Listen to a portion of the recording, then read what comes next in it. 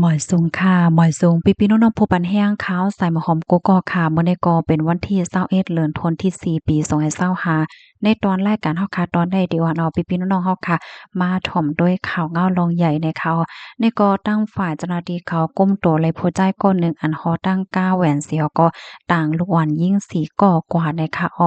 จ้อมหนังเมื่อวันที่20เดือนธันวาคมที่4ปี2025ที่ป่นมันนั่นอยู่ดีเพกสมาคมอาสากู้ภัยปลายสามัคคีการกุศล ไล่เตรียมตะเกี่ยวกับเลยลองว่ามีก้นอันลีถังเถิมลักหลอมอ่อนเอาหลวนยิ่ง4ก็อายุอยู่ในวงกลาง7ต่อถึง9ปีกว่าเฮ็ดไหนคะ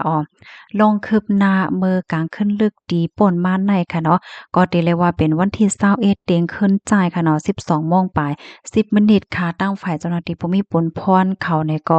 ไล่กุมโตโพจ่ายอันลีทางเถิมในไล่เนี่ยค่ะ กุ้มโตไลตีในเว้งไตจือเว้งป้ายเนี่ยค่ะเนาะยืนยันว่าลูกอ่อนตั้งเสียงตั้งมดในรถเพลีเนี่ยค่ะตั้งฝ่ายเจ้าหน้าที่เขาเนี่ยก็